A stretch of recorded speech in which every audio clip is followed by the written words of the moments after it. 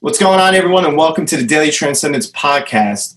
God here alongside my co-host, colleague, and best friend, Ray, where we're going to digress and question some of life's hidden synchronistic workings and eye-opening theories, because without question, there is no truth. We're very excited to bring you this episode today because we have a very special guest joining us, and we have some deep, powerful information we're going to share with you guys through our discussions. Here with us today, we have the very talented and upcoming author, Micah Dank, of Into the Rabbit Hole Beneath the Veil, which is the first of his 6-book series. Micah, what's going on, bud? Thank you for coming. Thanks, guys. How you doing? Doing good. So just a little bit about you and like where you started off and everything. I think at a young age, you kind of had the feeling of wanting to be a writer. Yeah.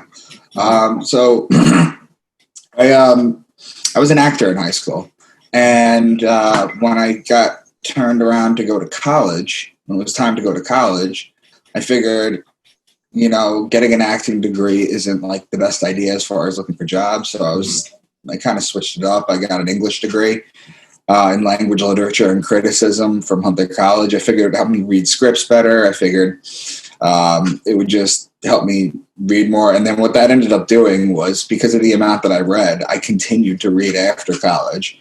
And I've gone through so many countless books of just esoteric knowledge, and I just wanted to put everything together in one series, all the information that I had.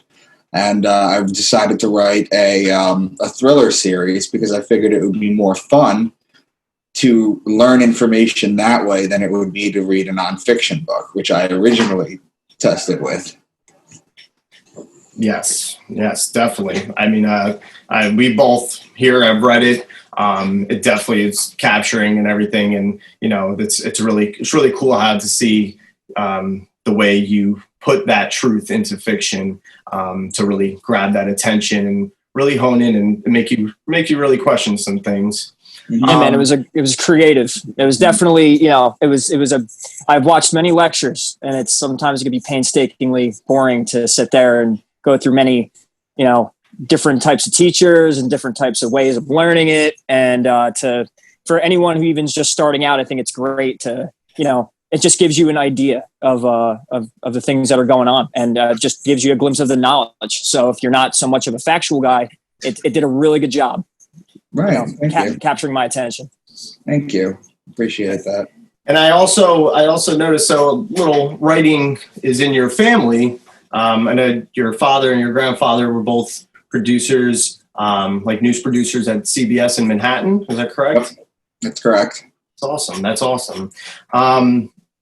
So just, getting into it a little bit, like how did tell us a little bit about the moment that led you into like your discovery about astrology and Astro-Theology, and like what got you curious, and maybe like who got you curious? Okay. Well, I'd always struggled with the idea of religion, which one was right. I was raised conservative Jewish, and I was raised very religious. And when I was about 9 years old, one of my best friends moved into the neighborhood who was a born-again Christian. So I would see their lifestyle, I would see my lifestyle, and I would think, who's right? Which one is right? One of these has to be right. And turns out that they're both right in their own way, if you know how to read the Bible. What ended up happening was I came across a lecture by a guy that you guys might be familiar with, Jordan Maxwell. And he was talking about... He was giving it was a lecture that he was giving. And one of the things that he was talking about was there was the story of Aquarius, whereas basically the disciples went to Jesus and they say, "Where should we find you for Passover?" And he said, "You're going to go into town and you're going to see a man with a water pitcher. You're going to follow him to his home, and that's where I will be."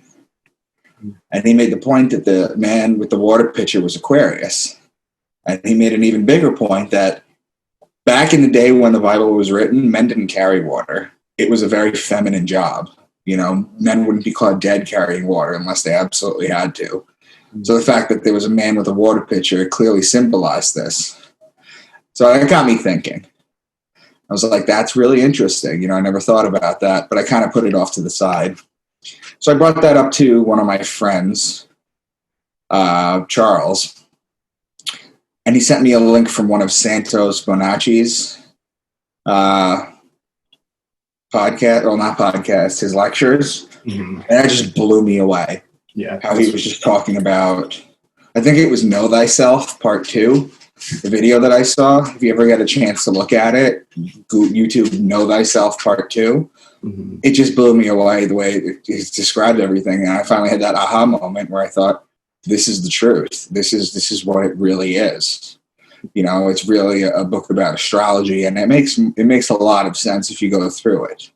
Yeah. Right. It teaches you how to think. It teaches you how to read things and see the symbolism, and not, it's for the right part of the brain, not the left part. Exactly. If you read things logically, you're going to confuse yourself because, if you read the Bible logically, it has somewhat of a dark connotation. But when you understand symbolism and dark sayings and how to take things, symbolically is very important. It's actually a big key to all of this stuff. So, which is basically where, you took it in the book. Right. Exactly. Right. Exactly. Yeah. There's definitely a lot that, that you kind of could see and in the Bible that, what was it, the main connective things that you were seeing in the Bible that you saw was really connected to the astrology, after, listening to Santos and everything and stuff, and you dove into the Bible yourself. Santos and Jordan Maxwell were good. They formed the foundation of my knowledge, to which I was able to start reading the Bible and extrapolate information on my own and find it. And I do a lot of podcasts. I do a lot of radio interviews. And one of the main points that I always bring up is these two examples.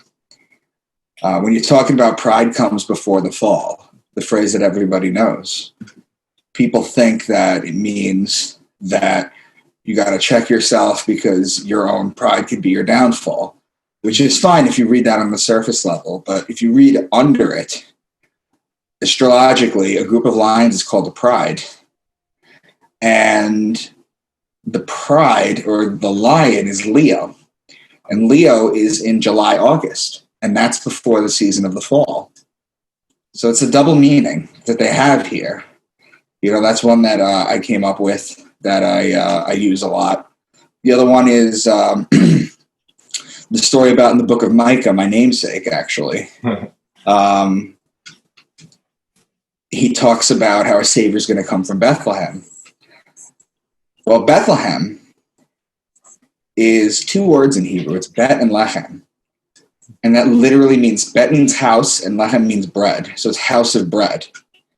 In astrology, the house of bread is Virgo, because it's the virgin holding the wheat stalk. Because during Virgo, that's when you would grab all the wheat that you planted at the beginning of the year in Taurus, and you would make the bread. The virgins would make the bread. So he would come from Bethlehem, house of bread, from Virgo. So the Savior would come from a virgin. So those are two kind of underpinning examples that I always give. No one ever sees before. No one understands. Yeah. And it makes a lot more sense when you think of it that way, as opposed to if you just read it at face value, which is what you're not supposed to do. It's a scary thing that people are reading the Bible at face value. Yeah, definitely. I mean, I know, growing up in a, Christian household and everything, it's very, connected to the faith and constantly taught and everything, read the Bible. But always, as I grew up, same thing, I kind of noticed that I knew it wasn't so surface level as it was supposed to be, but, never really knew and really dug into, thinking about, connecting the astrology to it and stuff. But that's definitely a good point. What are some of the other representations for maybe some people that that only know maybe the basics of astrology? What about some of the other signs and stuff? How are they represented in the Bible? Well, I was going to go into all the signs later. I can do that now and explain to you what they mean. If you'd like me to go into all the signs now. Okay. Yeah. I mean, Sure. that sounds good. Okay, just give me a hot sec. Hold on. I had this completely outlined for you guys. Sorry. It's okay. All right. The first sign is Aquarius. Okay. The signs are numbered 1 through 12. Capricorn is at the bottom of the wheel. That's 12. If you want to find a picture of the zodiac and just put it on the screen so everyone can see it, that's totally up to you. But basically, Absolutely. okay. So basically, the first sign is Aquarius, which is represented by a man. So when they refer to man, or they refer to water, or a man with water, that's what they're talking about. The second sign is Pisces, which is the sign of the 2 fish in the water. So when they talk about water, they could be talking about Pisces or Aquarius. Okay, it makes sense, right? Because they're 2 water signs. Now, in astrology, only one of those 2 is actually a water sign. But for all intents and purposes, in astrology, when you're reading the Bible, they're both considered water signs. Jesus feeds the mass with 2 fishes. Why 2 fishes? Because that's Pisces. That's the age of the Christians. Any other water animal can also be represented by Pisces. Aries is the ram. In Aries, you have March 21st, which is the spring equinox. That's 12-hour days, 12-hour nights. It's also the Passover, or the passing over of the sun over the equator, and back on its way to its height in the summer solstice. In Christianity, the passing over is changed and called the resurrection of God's Son. So it's the same thing, 2 meanings. One situation is the passing over the equator. That's why the Jews smear the lamb's blood on the door. Ram, lamb, sheep, it's the same thing. Sacrificial lamb. Yeah. Sacrificing the lamb, right? The That- offering, the burnt offering. And all. That's why he's called the Lamb of God. Right. When you hear those things, they're talking about Aries. Also, the ruling planet of Aries is Mars, who's the god of war. So you have a few things going on here. They can say something like, I can give you a biblical sentence that's not in the Bible, but that sounds like it's in the Bible. So you could say something like, you can be a warrior or you can be a sheep. Okay? And that sounds like something that could be in the Bible. It's not. But when you're talking about that, the warrior is the god of God Mars of Aries, and the sheep is the lamb in Aries as well. So Taurus is the bull. Where are you Very nice. He's got it up. Are you seeing it? Yeah, we got it. Okay. Taurus is the bull. It's not angled the right way, but it's fine. Taurus is the bull. When you look at the sky and you see Taurus during the season, you know you need to put the plow on the bull so that you can plant the seeds so you can harvest in Virgo and Libra. So I'm going to get back to what you harvest in a minute. But Gemini is the twins. You have Castor and Pollux Troy, whose sister was Helen of Troy, the story of Achilles. Astro-Theologically, nothing significant happens here. However, there is a story in the Bible where they talk about Jesus riding into town on twin donkeys, how his disciples had 2 sets of twins, how there's other sets of twins in the Bible. When you're talking about the twins, you're talking about Gemini. Cancer is the crab, and it's the sideways moving creature. So just as the sun rises a degree on its axis starting December 25th, it stops on June 21st. Then for 3 days, on June 21st is the summer solstice, the longest day of the year in the northern hemisphere. For 3 days, it stops at its highest point. So it goes up, up, up, up, up. From December 25th, it rises a degree, and it goes up, up, up a degree every day till it hits June 21st. Mm-hmm. Then it stops for 3 days and just goes like this. And then on June 25th, it starts going down a degree again until all the way down. Mm-hmm. So the crab represents the sideways moving creature because the sun moves sideways. Make sense? Yeah. Okay. Now, in the ancient Egyptians, the crab was known as the scarab. So you even get the word crab from scarab. So I believe it was St. Augustine that called Jesus the good beetle. That's where he gets it from. Oh. Okay. Right, and the scarab or dung beetle pushed it represented also going down the slope by pushing it's like a dung beetle would push the dung down the slope, so it had also that symbolic representation of it's at the top of the hill and it starts to now roll down. Yeah, it's the where Cancer starts to tip. It's the whole Greek story of Sisyphus too. Right, there you go. Right, where he's putting the. I always thought that was Atlas for some reason, but I looked it up recently. It's Sisyphus. Yeah. So Leo is the king of the jungle. The pride comes before the fall. The ruling planet of Leo is actually the sun. The sun rules the most powerful sign. And in Virgo, the woman is holding the wheat stalk. I alluded to that before. Right. The virgin holds the wheat stalk. Mm-hmm. Why Jesus is born of a virgin, because it's the only woman sign in the zodiac. Libra is the justice. It's the scales and the balance. The sun, the autumn equinox, 12-hour days. That's why the sign is like this. Okay, because it's 12-hour days, 12-hour nights. It's also just, it has to do with the law. It judges God's sun. Once it hits the autumn equinox, then it starts parading down to the ground, where it dies on December 21st. So, the Jews also always celebrate the new year around the fall equinox.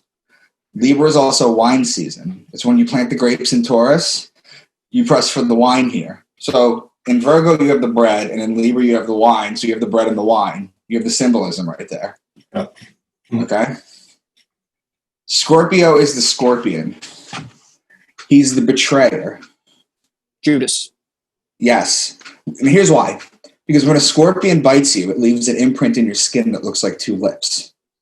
In the ancient times, it would bite you and it would leave two lips. It looks like a kiss. That was the betrayal, because it looks like a kiss, but it would fill you with poison. That's why the mafia has the kiss of death, and it's why Judas betrayed him with a kiss. He didn't point him out in a crowd. He didn't stone him. He didn't bring anybody there. He gave him a kiss. So Sagittarius, this is the bow and the arrow. And it's where they shoot the sun and inflict further punishment on the sun. In the Bible, it's translated as a spear going to the side of God, of Jesus. And this is where the sun dies. Because on December 21st, the sun is at its lowest point. It cannot rise any lower. It's dead for 3 days. The sun is dead for 3 days. God's sun is dead for 3 days. I believe on a crux constellation, which represents a cross in the sky, right? Correct. Yes, that's that too. That's the cross. It's the stars in the lower hemisphere. Correct. Dies on the cross. Yes. So he dies on the cross, and then on December 25th, the sun starts to go up another degree, and there's a big celebration. The pagan holidays. True Christians know that Christianity is a pagan holiday that is mostly pagan.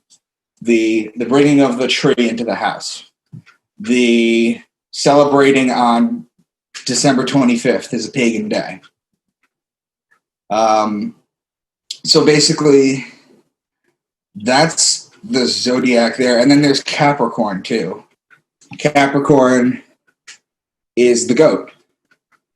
He's known as the scapegoat of Israel. Get it? Absolutely. And I do believe Jesus, by what you mentioning being born on the 25th, he was born in a steeple between the goats and the horses, I believe, which actually would play on the whole Capricorn Sagittarius, because it's in the between both of them. Oh, wow. And if you read, there's a part of in the Bible in that story where he was born in the steeple, if I'm saying that right, in between the goats and the horses. Yeah. Yes, that's perfect. Now watch this. Ready? He's known as the scapegoat of Israel. So that's the sign of the goat in Capricorn. He's called the Son of Man. The man sign is Aquarius. He's the fisherman of men, which is Pisces, the two fish. Also why he feeds the masses with two fish. He's the Lamb of God, or the ram in Aries. He's known as the strong bull. I mentioned St. Augustine already said he's my own good beetle, or the original good beetle. That's Cancer, the crab, the scarab. The zodiac's changed over time before. Do you know that in the Egyptian times, the Leo used to be the Sphinx? Yes. No, I actually, I didn't. I don't really know much of like anything before the kind of traditional zodiac. I know of other kinds. I've heard of, Babylonian is where it started, Right. I believe. And then anything when it comes to the signs before it, no, I didn't. I know that with the Sphinx, though, right? It had to do with the lion. Mhm. And then also there was symbolism with the eagle being Scorpio, like the 4 fixed signs. Yeah, also, you're talking about the 4 horsemen. Right. There you go. Right. Yeah. So the lady holding the stalk of wheat is Virgo. He's born of a virgin. He's called the bread of life. Libra, the scales of justice. He's known as the just one. He hasn't come here to violate the law. Anytime they talk about law or order or things of that nature, they're talking about Libra. He's betrayed in Scorpio, dies in Sagittarius. That's why he's worshipped on the Sunday. And those are basically the 12 signs. And what I'm getting is what it's leading to, I feel like, is so it's almost like Jesus is playing the sun, and it's the yearly travel around the zodiac or like the months and what those symbols represent. It's almost like Jesus has a different story in each sector, or there's a different part of the Bible for each sector of the zodiac. Correct. Right. The other thing is makes it make a lot more sense. Mm-hmm. Yep, I think so. The other thing, there's a lot of you even said with like Pisces, the 2 fish. There's a lot of the numerology even in the Bible that connects with the astrology too and stuff like that. Like, I think I've heard you mention before about like the connection between the number 42 and like some of the other numbers in the Bible. Like, what's that connection? What's the significance? Well, the interesting thing about 42, and I said this on, I don't know if you guys listened to the Leak podcast. Yeah. There. Mm-hmm. But I've been on him twice, and I'm going to be on him again August 22nd. I said this to him because he's obsessed with 42. The number, the Hitchhiker's Guide, number 42. So I thought I'd read this to you guys because I found this, and I thought it was really nice. Okay. Speaking of 42, in The Hitchhiker's Guide to the Galaxy, the supercomputer Deep Thought is built by a race of hyper-intelligent alien beings determined to answer the question of life, the universe, and everything. Deep Thought determines that it is 42. So here's where it gets interesting, though. Douglas Adams was a computer geek and knew a lot about programming language and coding. In programming, an asterisk is commonly used to translate as whatever you want it to be. In ASC2 language, that is, the most basic computer software. 42 is the designation for an asterisk. A computer Deep Thought was asked what the true meaning of life was. It answered like a computer, 42, anything that you want it to be. Wow. That's so like, it just really makes you like think about things in a total different light. Yeah, that totally. And how much could be hidden within all these stories? And it seems like, we've only scratched the surface, but when you really break it down, there's so many stories and there's so many correlations with things. It's like, there's a lot of truth to be found, I feel like. When I wrote my book series, I only touched on a few topics, but it was basically, I call it the genes, Geans. It's gematria, etymology, astrology, astro-theology, astronomy, numerology, and symbology. Which most people would call occult, which that word means hidden. That's all so that hidden, most people believe it means something wrong or bad. I think it has a correlation with cult, right. But occult would mean hidden. So this knowledge is hidden within these stories. Right. Yes, I agree. So, so I thought as far as the number 42, that was pretty interesting. I think I just answered your next question too, by the way. I'm sorry. What was the next one? Oh, okay. Yeah, I think probably like about like what other sources, like what other ancient sources like have you used like Yeah, when you were you like gotta writing? understand is the Bible is also, it's heavily alchemic. Like alchemy plays a huge part in it, more than people would know. And I haven't even touched that. That's not really my bread and butter. I'm kind of sticking to astrology Mm-hmm. for the time being. And I was able to fill up 6-book series with it. There's a lot of stuff in there. Yeah. You know, I'm kind of giving you guys the cliff notes right now, or just like the good stuff right now. But yeah, there's so many different. It just blows my mind how somebody can be completely fine with reading that book as straight through, as literal text. Mm-hmm. And gain really nothing from it other than we have to depend on, what organized churches and religions tell us on, and we have to bank on, we're hoping that this guy died on the cross and that our sins will be, if they were paid for already, and we have to wait till the afterlife to find out if that's true. And yet, if you read it this way, I feel like you're gaining a lot more knowledge that's applicable to what's going on in your life today. I feel like that when you learn how this stuff works, when it comes to consciousness and vibration and how realities were, and that this is what science is starting to discover too, that everything's vibration and where everything's connected. So if that's the case, well, you got to know that. You got to know that's not new. The whole vibration thing is not new. Right. The third Hermetic principle. You've heard of Hermes, Thoth, the Egyptian. Yes. I'm a Gemini, and Hermes is part of the mythology. So. Trismegistus, yeah. Yeah. The third Hermetic principle, which is thousands and thousands and thousands of years old, is the principle of vibration. Nothing rests, everything vibrates. Right. Okay? Quantum theory is not figuring new things out right now. We're rediscovering an ancient science. There's a book called The Quantum Hermetica where they basically compare Hermes. I just bought that. Did you? I have it. I swear to God. I swear to God, I have it. I didn't start reading it yet. So you can enlighten me a little bit. You got to read it. It'll blow you away. Read it with a highlighter, though. I've always had a keen intuition, and that's where, because I started with Zeitgeist, and from there on, I've always felt a little guided. And when you look at my astrology chart too, a lot of it is 8th house matters. So that's occult matters. I have Jupiter as my ruling. It rules my whole chart, Jupiter, and he sits in the 8th. So I've always had this keen intuition on. It's funny that you mentioned that because I literally just got it. Yeah, it's worth it. It's a good read. It's not too long, but it's heavy. It's a good read. Right. I also go into a little bit of Satanism and Luciferianism in book 6. Yeah. Not really a little bit, but kind of a lot, because that's also been misconstrued. Yeah, 100%. Like Satan's a little red guy couldn't be farther from the truth. What people think Lucifer is couldn't be farther from the truth. Mm-hmm. And it's just interesting. I don't know. I find it therapeutic to write about this stuff. Mm-hmm. So as far as Satan and Lucifer goes, Lucifer is the light bearer, right? Yeah. And he's literally not mentioned in the Bible, but he's mentioned in the first sentence or the first couple sentences of the Bible. He's not mentioned by name, but God said, "Let there be light," and there was light.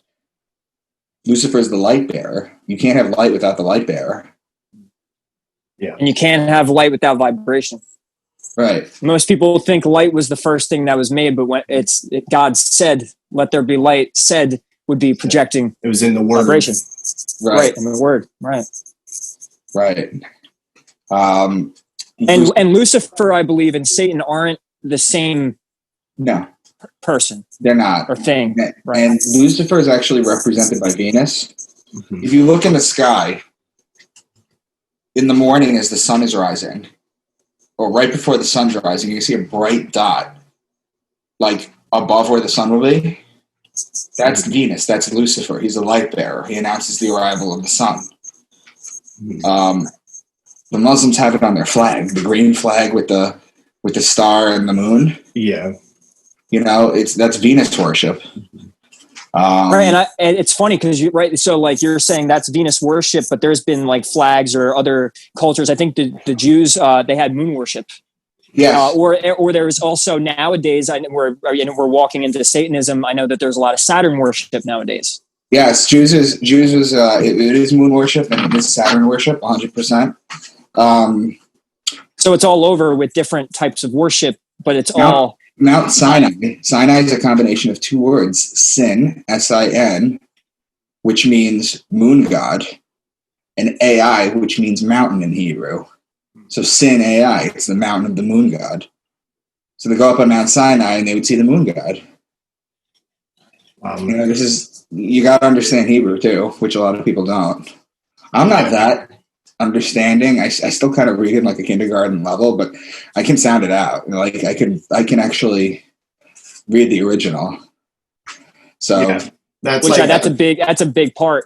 The Hebrew and all that. I know the Kabbalistic language is huge with all this stuff. Yeah, because you see a lot of like, even because like, you know, me being Italian, like I noticed like, you know, the Latin and things and stuff, and like you kind of get to correlate those things. But like what you were saying before about like about Venus and Lucifer, like also I know like I'm pretty sure like the pentagram, you know, is actually like the movement of Venus, and like each point is it's meeting up with something else.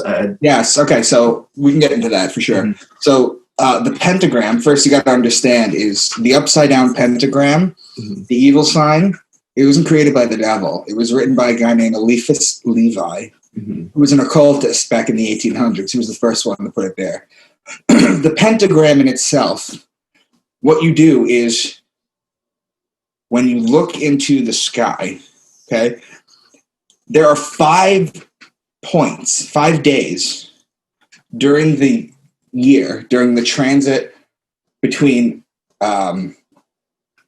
Venus and the Earth around the sun. Mm-hmm. I can't for the life of me remember if any of them are when Venus is in retrograde, but I can tell you 5 points. The sun and then the Venus and the Earth go around it. The 5 closest points that the 2 planets are together forms a pentagram. Yeah, and that's where that comes from. Mm-hmm. Sacred geometry that plays into also vibration. And I mean, if you look up cymatics, I know that you could play sound in the like plates with like sand on it, and these same sacred geometrical patterns will show up, and yet the planets are making them in the sky over time, over these long cycles. Yeah, it goes way beyond like Fibonacci. It goes way beyond that. You're talking about sound and echoes. Yeah, we used to tune our instruments, or most people used to tune their instruments to 432 hertz, which is a sacred. All about it. 432 is also interesting because if you add up the Sumerians' king list for how long each of them had lived, it comes out to 432,000. So it's a sacred number. But 432 is a sacred harmonic frequency that they switched it over to 440, which is not. That's how all the music is made now, with 440. But everyone who used to use 432, Hendrix, Joplin, they were all killed. If you think about it, Lennon. Yeah, Lennon, 432. Right, and there was a great documentary on this, and it was.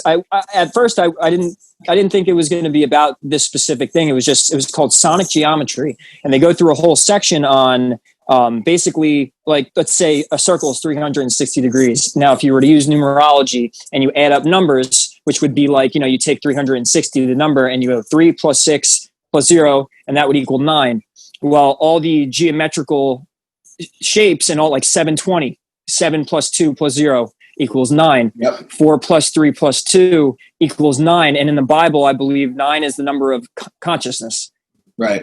Because so you would figure like, so 666, 6 plus 6, 12 plus 6, 18, 1 plus 8, 9, the lower nature of man, the lower nature of consciousness. Right. As in 666, the number of the beast, actually just refers to man. You're talking about carbon-based, 6 protons, 6 electrons, 6 neutrons. That's where the 666 comes from. It's not a special mark of the beast, Thus. I mean, that's and that's. I know it's who whose writing is it? No, was it Constantine? What am I thinking of when it came to 666 and the mark of the beast, or is it? It might have been Thomas Aquinas, but I can't be sure.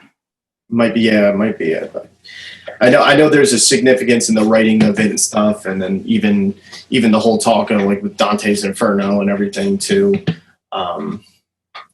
Yeah, it's crazy though. It's crazy how all this information, like, you know, it's really synchronatic, all this stuff like coming together, and then it's like, but it's so not talked about so much, and it's so hidden. Like, why do you think this is something that because it's a population control, it's mind control. That's why there's so many pieces of information that directly contradict other direct pieces of information in the Bible that you got to wade through things like apologetics to figure out. Mm-hmm. All three religions have things in it that are wildly outdated. They're wildly outdated. Don't care if you had a Reformation. Doesn't matter.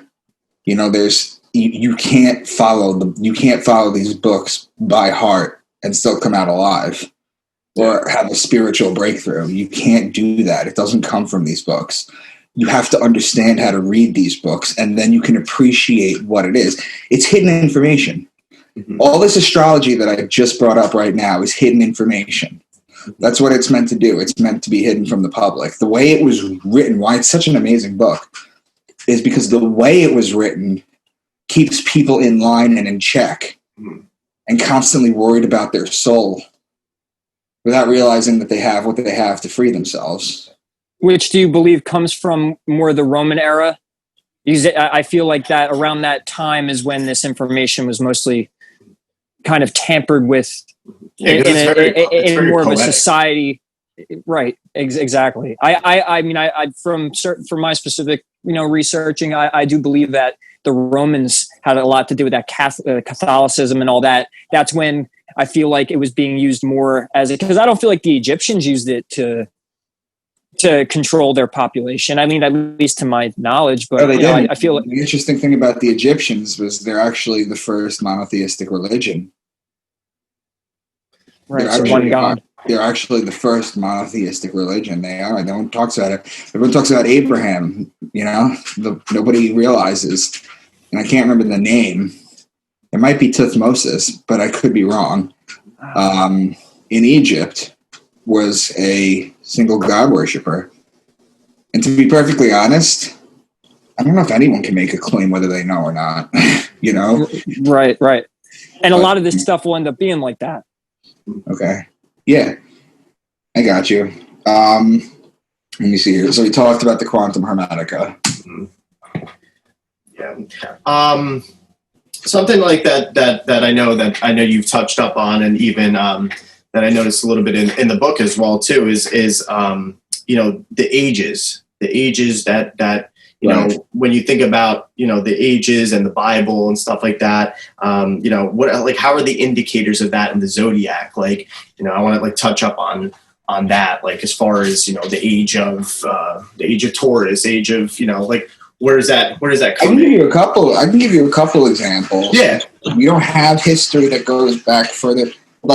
We don't have detailed written. The age of Taurus is about as far back as we go, where we have detailed written history. Mm-hmm. Okay, but the age of Taurus was the Egyptians. Okay, if you look at the hieroglyphs, there's a sun on a bull's horns. It can't be more clear. Yeah, that they used to worship the bull. In the Bible, the Aries people were the Jews, the ram. That's why the Jews blow the ram's horn. Wow. It's not a secret. They're literally showing you how to do it. It's the ram's horn. It's why Moses got pissed off. It's why they wrote that Moses got pissed off, whether he was real or not. He got pissed off. He came down and he saw them worshiping a golden calf. A golden calf. A calf. A bull. Mm-hmm. A golden calf, the sun in Taurus. They were worshiping. He brought the law down, and they were worshiping the wrong time period. So he broke it, becoming the first lawbreaker. That's where that comes from. He broke the law, and he saw them worshiping the wrong thing. Or you could believe that they came down from the mountain. They were wandering for 30, 40 years. And they just built a giant gold bull. You know, how much would that be worth? Where did they get the welding equipment? How much do you think they all had to be able to pull together to make this? No, you don't believe it. Literally, and why too? Though I think that's another big. You know, like why would they do that? Mm-hmm. Yeah, why? I think that answers or that fills in a big piece. Why just pick a bull, right. And you know why go through all the trouble to build a big statue, and also for Moses to get so angry and for him to to tell them to murder each other and kill because they're worshiping, right? A bull instead of say a ram. The interesting thing is that if you want to talk about things like the New World Order and you want to talk about like building the third temple, the third temple is going to be presided by the killing of a bull, and it's got to be a perfect bull. I'm talking, it's got to be combed. It can't have any hairs that are not the same color. I forget whether the bull has to be white or it has to be, normal bull color. But it has to be 100% perfect, and it's going to be slaughtered. And that's a mistake because that brings you back to bull worship. And bull worship was back. Every time we change a zodiac sign, the world goes apeshit. Okay? Egyptians, they were in Taurus. Switch to the zodiac sign, the Jews leave. Moses sees them worshiping Taurus, Then they leave. Christians, Pisces. Mm-hmm. Christians are the age of Pisces. And this is leading us somewhere, correct? Because right now we're in a very important time, are we not? Right now we're in, this is the New Age religion thing. Right now we're in Aquarius. Mm-hmm. And because of, it was a lot easier to spread a religion when there was no like podcasting, there was no internet, there was no backing up of information, none of the shit. Mm-hmm. It was a lot easier to do that, but there will be a new age religion. I just traced it from Taurus. Like there's always going to be a super religion. While religions like Buddhism, which is almost as old as Judaism, if not older, mm-hmm. Hinduism, which is just as old. The Chinese are just as old, but you're talking about a world dominant religion. Now, is it going to be Islam? I don't know. I really don't know. All I know is that it's going to be hard for a new religion. That's why I think it's going to be coming through for the New World Order. Mm-hmm. It's just going to be a set of rules and regulations because you got to remember, every time they changed the zodiac sign, people went apeshit. The last zodiac sign we changed, we literally have before the sign and after the sign, BC and AD. Mm-hmm. What's the new one going to be? And I can't figure it out because I don't know this. I don't get to make these calls. Mm-hmm. I just recognize the patterns. Yeah. Well, speaking of that too, I think it was right. Correct me if I'm wrong, Ray, but I think it was with Santos was talking about it actually with the whole thing. Even this goes into play with the whole Scorpio and the betrayal and stuff. Even Julius Caesar, him being betrayed by the Senate and everything, and JC. Yeah, JC. And the calendar, right, yeah. Right. People misinterpreting it for being Jesus Christ, when yet Julius Caesar had a very similar story and was betrayed along with, he had as many disciples or whatever his followers. He was considered a god. He was considered a god, Santos, right. And how ironic. What Santos doesn't tell you. Santos doesn't tell you about JC, which I can tell you through Astro-Theology. Huh. Julius means July. Yeah. Caesar means king. July king. That's Leo. The king of Leo is the sun. More sun worship. There's a lot of significance in the sun. You know what Julius Caesar did before he was emperor? He was a fire chief, I believe. Oh wow! Would make sense. He was a fire chief. He would take people's money, and if they didn't pay, he'd burn their houses down. Wow. So, you guys are familiar with the Great Year? 24,000 year cycle, 25, 920, yes. Okay. So as it comes around, because it goes around like this, it makes a big elliptical. As we come around the bend, we get enlightened. As we move further away towards the emptiness, humanity goes into a dark phase. Like our consciousness is affected by, and I believe it goes in a figure eight around Sirius, which is our sister sun. Which is our Sirius or is sister our dog star. Or okay, right. And it will, I've heard Santos refer as the sister. So like we're in like a binary with Sirius. Yeah. And so when they're coming apart in that figure eight, the farther we get is like the more we fall asleep. Yep. The other thing you got to realize, two things. Number one, Sirius wasn't always our dog star. Santos does bring it up too, but we're talking about how the star used to be a different color. That's how they knew it was a different star thousands of years ago. It kind of switched. The other interesting thing that they found is they recently found our sun's binary sun, which is pretty interesting. I want to see how that kind of plays out. Right. See if there's other life. Yeah. Yeah. Because if it's our binary, there could be potential similarities. Oh, what happened? Okay. I'm doing it on my phone. I got a phone call, but yeah. So yeah, right, and all that. Well, so when talking about the Age of Aquarius, Aquarian rules alien life forms. Aquarian rules alien life and technology and stuff like that. And if we were talking about that great year, and we're going into the new age, marked by the Mayan calendar and many others, we're supposed to be entering the Age of Aquarius. And how you'd know is if you were standing on the equator and you're looking at the sign, what's on what sign you're looking at on March 21st, you could tell what sign it is. So that's how we would know what theme of age it is. So if we were to find a binary, or we found our binary and there was alien life, it would make sense because it goes into the theme of Aquarius. And I think that's how you could tell where we're going in the age of information and technology. You look at Aquarius and that's where we're heading. Well, if you want to talk about a soul contractor or that we signed up to be here at this specific time, you got to realize, and I wrote this in my first book, we can honestly say ourselves that we have experienced something no one ever will, which is the change of a century, the change of a millennium, and the change of a zodiac sign. If you look in the future, that will never happen again. The dates just don't line up. It's a very powerful time right now. And if you're talking about things like Nibiru, where everything rotates around the sun like this, and Nibiru comes in like this every 3,600 years. Zachariah Sitchin writes a lot about it. I mean, it's a very powerful time. You're already starting to get disclosure from not just, it used to be just WikiLeaks, but now no one gives a shit. Now the government kind of just common, right? I mean, me and Gio had this conversation where we could bring up things that we would, if it was a decade ago, people would look at us like we're nuts. Yeah. But it's like, it seems like there's this this raising of awareness or this higher consciousness. You know, like our consciousness is tuning to a higher vibration. Mm-hmm. Right. Yeah. And it's like an awakening that's going on, which actually Uranus rules Aquarius, and it's called the Awakener.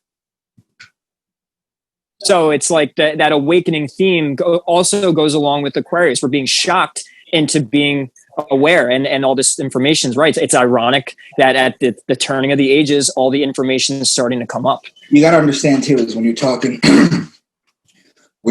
about previous settlements and awakenings, you got to understand is the Atlantean people, which is about 12,000 years ago, which is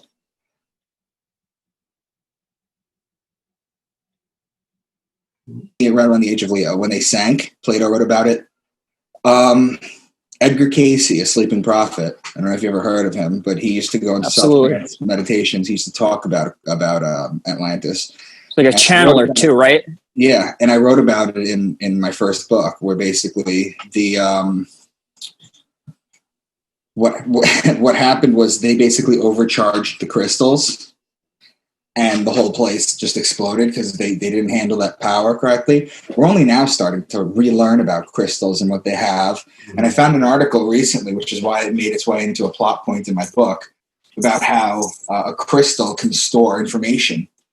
Whereas they're using it with disks, right? Or hard drives? Yeah. Yeah. And it's just, and you know, you can look at Superman and the Crystal Cave. You can look at everything. They're talking about it. You know, because that's the one thing is they have to show us if they're going to do it. That's the thing. When it comes to like New World Order and stuff like that, is they have to tell you what they're doing. That's the one rule they have to abide by. And if you let it happen, then you let it happen. But they have to tell you. That's why you see all this stuff on the internet. Ritualistic symbolism throughout, you know, certain organizations and things people talk about. Right. Right. Yeah, pretty much. So, and I don't know where the rule, I mean, you think that rule comes from more so like it's a universal law, or is it maybe some kind of ritualistic law? Like maybe it has something to do with manifestation. I've always thought I think there's evil entities, and I think they have their own set of rules, and this is how they go by. Something like the Archons?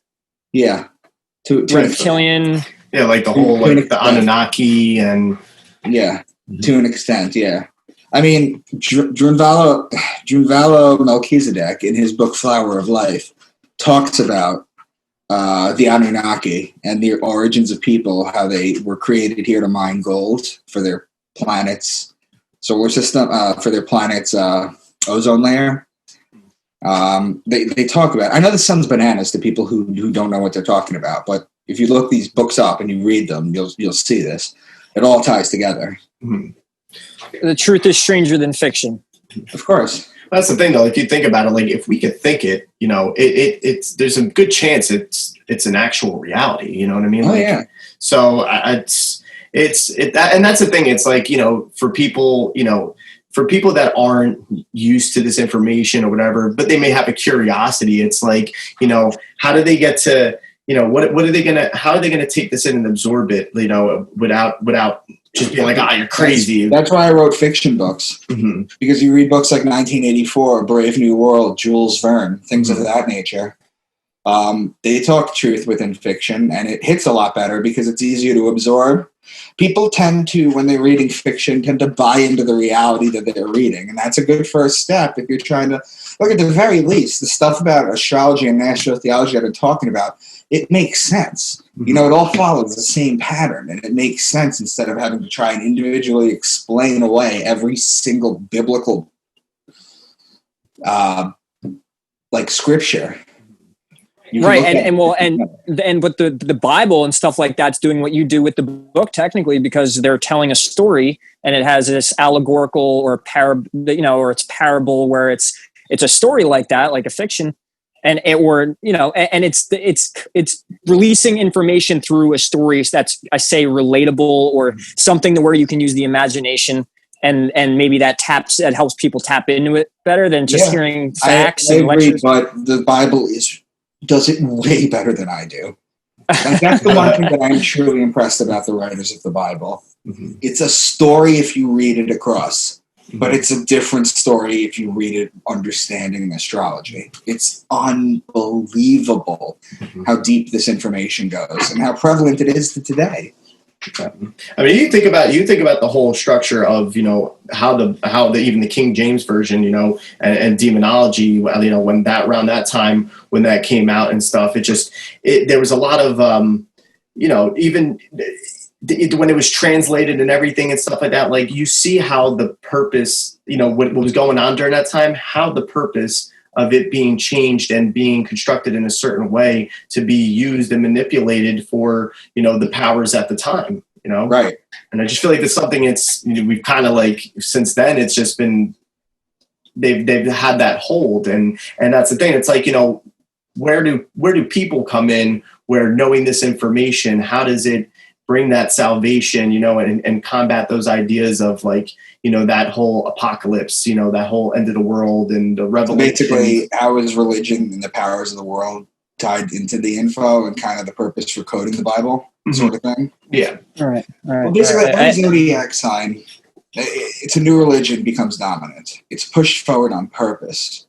And like I mentioned, before the days of the internet and globalization, where you find out there's a new religion and then like the Mormons, like even their ridiculousness was created because Joseph Smith in the 1800s didn't have the internet, so he was able to spread his information. It's so hard now to have one world religion. Basically, the Islamic flag is a green flag with a half moon. It's the worship of Venus. The Jews worship the planet Saturn. the planet Saturn. That's why they have their day of rest on the Saturn day or the Saturday. That's where that comes from. Christians, it's the sun day. In my stories, I touch upon Islam and the Quran because like the other books, it's basically Astro-Theology as well. I don't really go into the Quran, but it's the same thing. I've read right. Like you understand one, you're going to get, it's kind of like pick your poison that you're going to understand it anyway. Pretty much. Yeah. That makes sense. I mean, and I guess it's like if I were Christian, say maybe it's if you were to learn some of this information, maybe to abide to what your book says first, and then if you feel like going deeper, I mean, someone like you or I, maybe we like to go and check out multiple and to see the connections. Right. That's kind of like the job of, say, a researcher or someone who's that interested. But if someone were to just utilize the information, maybe just to pick what you like already and understand that that's probably going to hold the same weight as others. Right. Well, the interesting thing is in the year 100 AD, there was something called the Council of Jamnia. It's the Senate at Jamnia, but the Council at Jamnia. And for people who don't believe this is true, you can open up the Encyclopedia Britannica. It's right in there, okay? People who want a legitimate source about this. What I'm about to tell you is true. They had this council meeting because in 100 AD, the books of the Old Testament were not canonized yet. They were not official.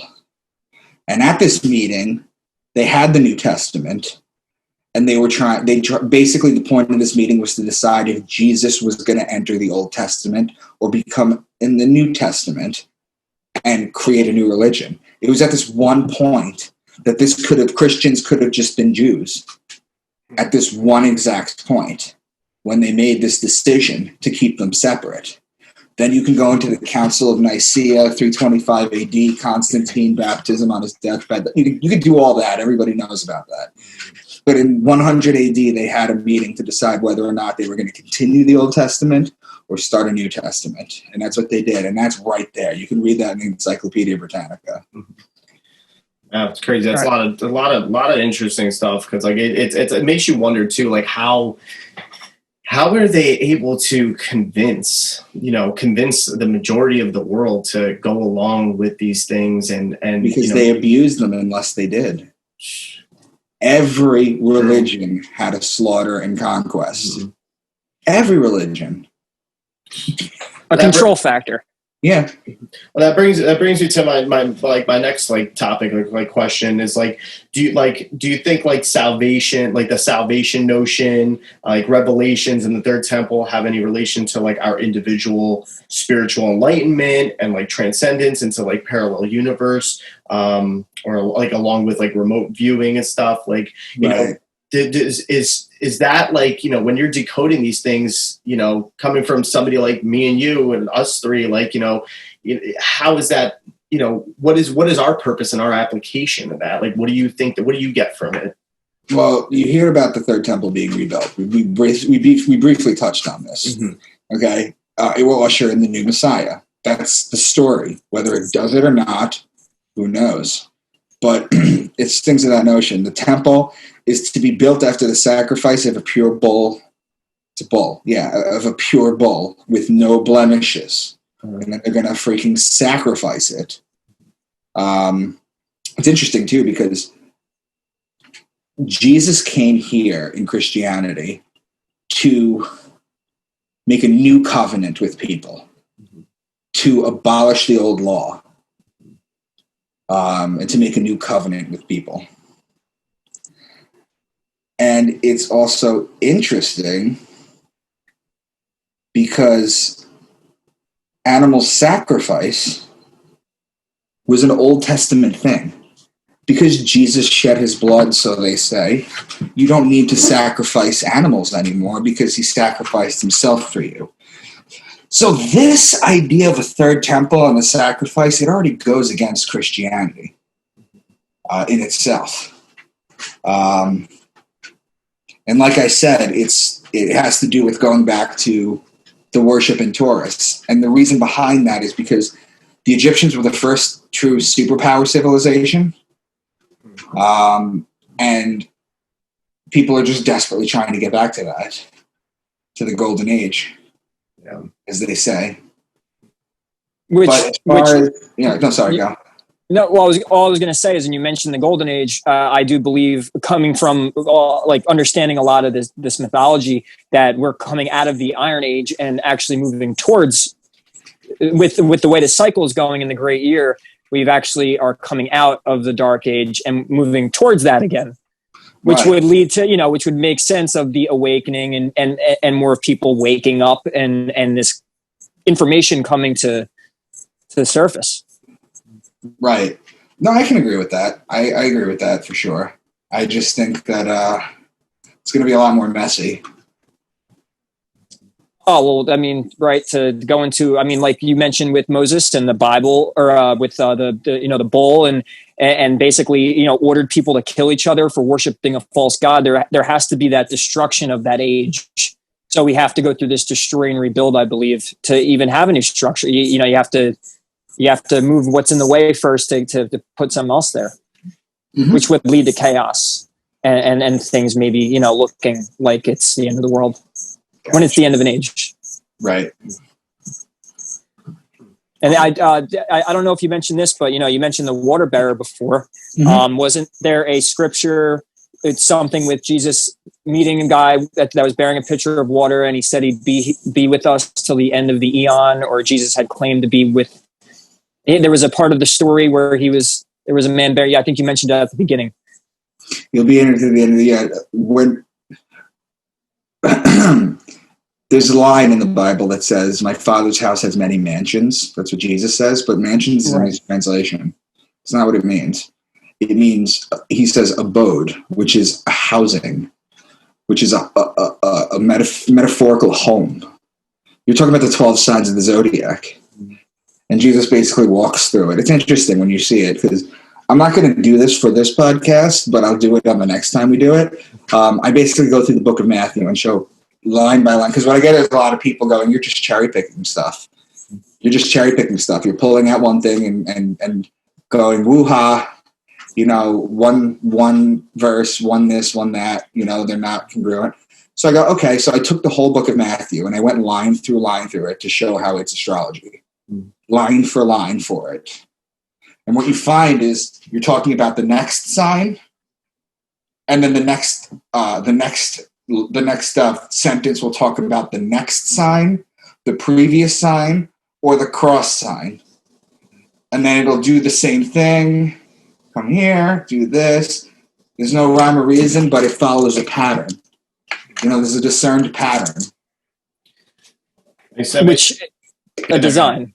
No, you're good. I was just going to say a design, and a design means that there's order, which means that there is cycle. Like these cycles and these things tell us that there's something of intelligence there, and there is, like, these books are giving us kind of like these keys to unlock the doors to knowing and understanding these intelligences. Right. Something that I read that I think is, like, because there's a lot of people that only look at astrology on the surface level and think, it's hogwash and everything, which I understand because of, magazines and stuff like that, like coming out with horoscopes, sun signs, stuff like that. But it's hard to get people to grasp, taking astrology seriously. But like one thing that I read, I'm actually going to read it, like, that I think is really, it's really important to, like, understand this way, like, you don't discredit the astrology and stuff. It says astrology is history recorded in cycles you'd never recognized. It's timelines, maths, compasses, maps, personalities, archetypes, and profound self-analysis. It's old theology, Gnostic texts, the Kabbalah, Hebrew alphabet, it's alchemy, symbolism, tarot, the first language of all religion, it's ancient mythology and wisdom that has survived all these generations until modern time. Everything your ancestors would have taught you if they could. It's depth research and self-discovery and libraries you could never get to the bottom of. And it's all right there and waiting behind the vague and arbitrary horoscope for those who want to know. And I feel like that's, like, something real, like, important to understand, especially when trying to introduce astrology. Like, it's a big part of the reason, of us doing this podcast too. It's, to try to, like, ease people to understand it and stuff like that, to see, Make it digestible. yeah, and see how it's like beneficial. Like, what does it actually do for you? And I think it is important, and especially like what you cover in your book, and especially that you do it through fiction to really capture the attention, because I think it really helps make people question things and go search out for them themselves. And that's the only way that people are going to understand, is they have to get curious. Yeah, I agree. There's something I want to touch up on that we haven't talked about, though, is the Book of Enoch. I know you have a lot that you go into about the Book of Enoch, and like how like the role that plays and stuff, and even stuff in there. Mm-hmm. I can give you one example where they flat out tell you what it is. The Book of Enoch is, again, I don't read it on a face-to-face level. Mm-hmm. I've analyzed it, and I've done it with one of Rex's podcasts on the Leak Project, which I'll send you a link to, and then you can link to it. We can put it in the description too. Yeah, in the description, where I do the whole Book of Enoch. It's the same type thing, but chapter 8, 8.2, they flat out tell you Samjaza taught enchantments, Armaros the resolving of enchantments, Bariquil taught astrology, Kokabel taught the constellations, Ezekiel taught the knowledge of the clouds. They flat out tell you that right there. Right. And then they encode it into the Book of Enoch too.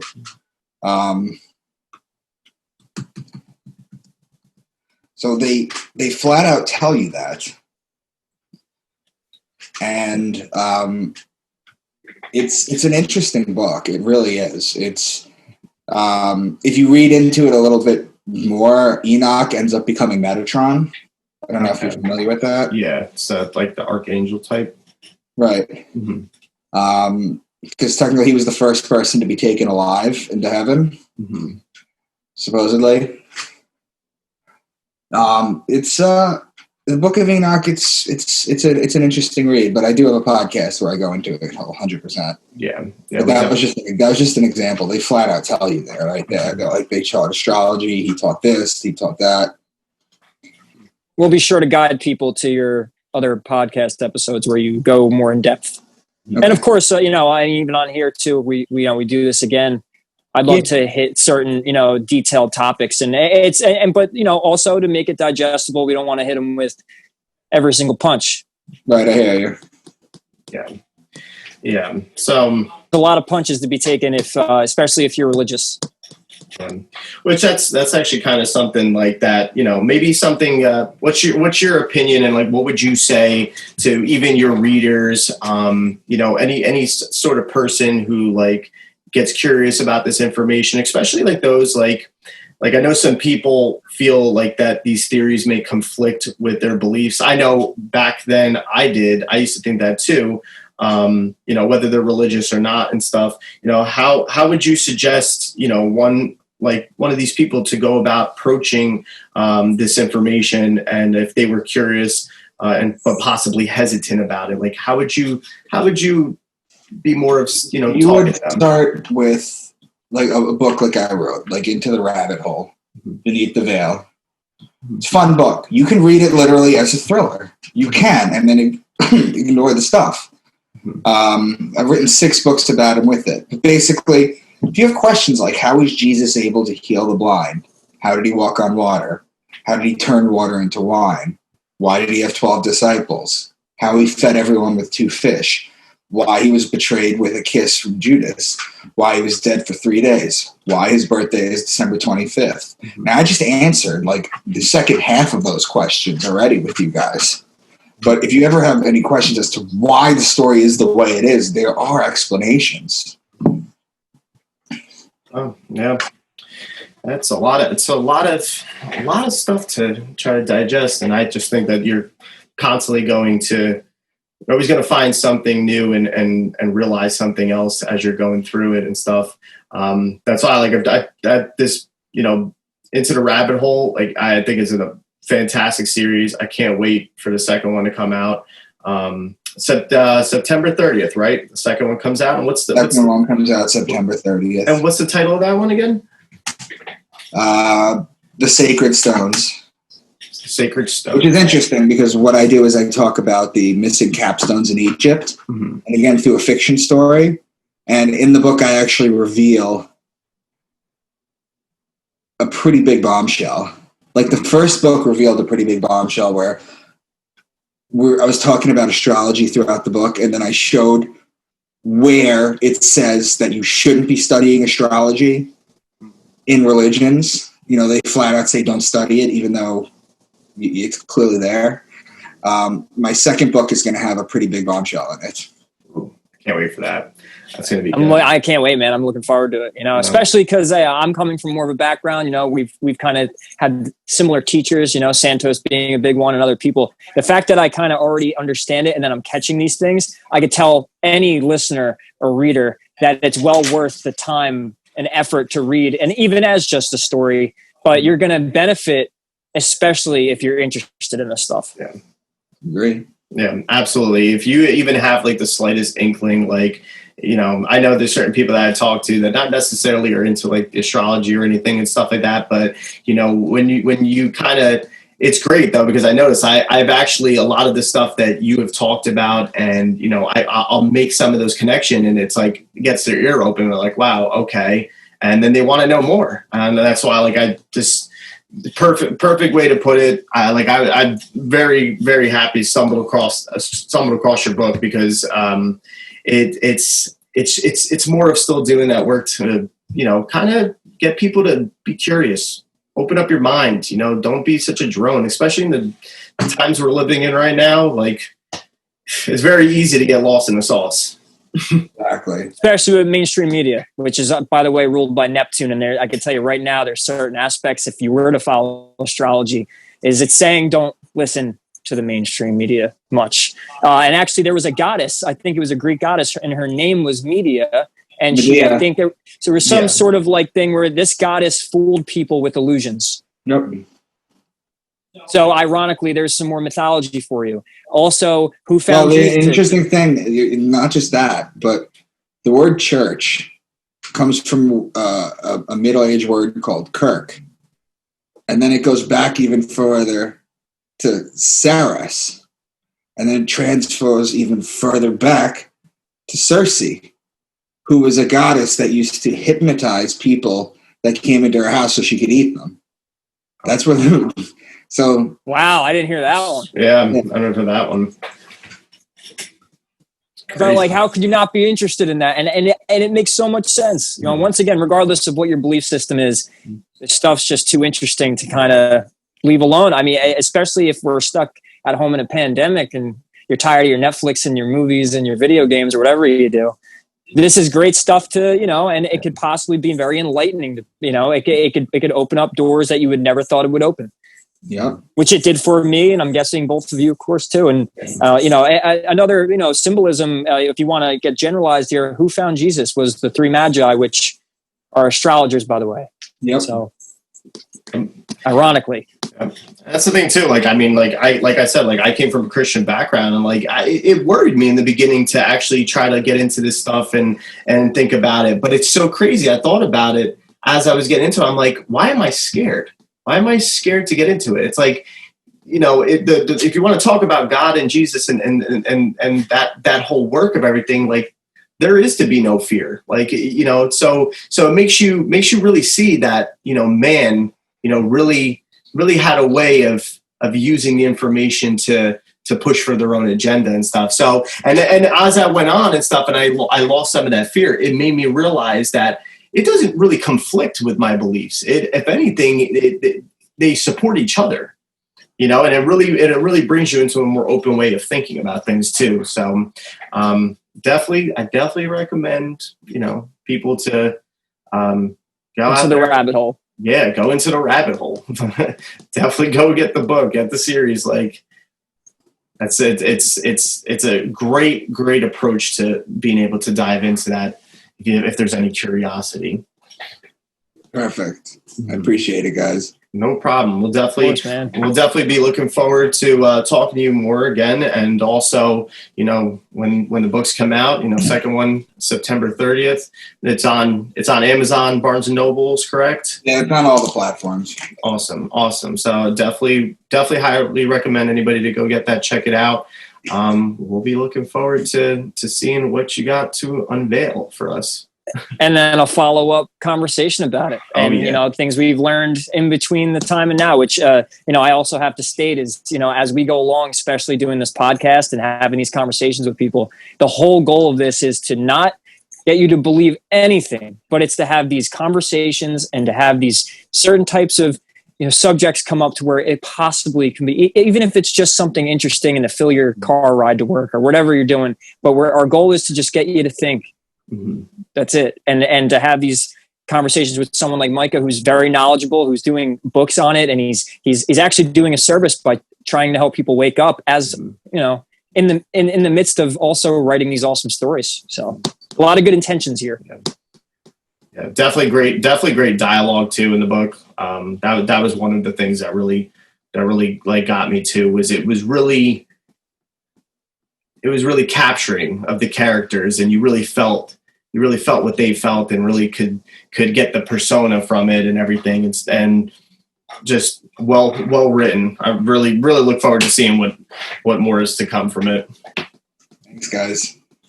No problem. Well, I think we'll leave it at that for right now. There's so much to talk about. There's definitely there'll be other times to talk about more things and digress everything. But this was definitely really great. We appreciate you doing this with us. We're gonna get everybody talking about this book. I want it. Everybody should check it out. We'll be in touch. Perfect. All right. Hey man, thank you again. And we'll once the book comes out and we get reading, you'll be hearing from us, and we'll be ready for round 2. Sounds good. All right. Well, thank you very much, Micah. Appreciate you doing this. Thank you everybody for listening. Appreciate it. We'll obviously reference a lot of the stuff that we talked about. There'll be links as well in the description. So check it out.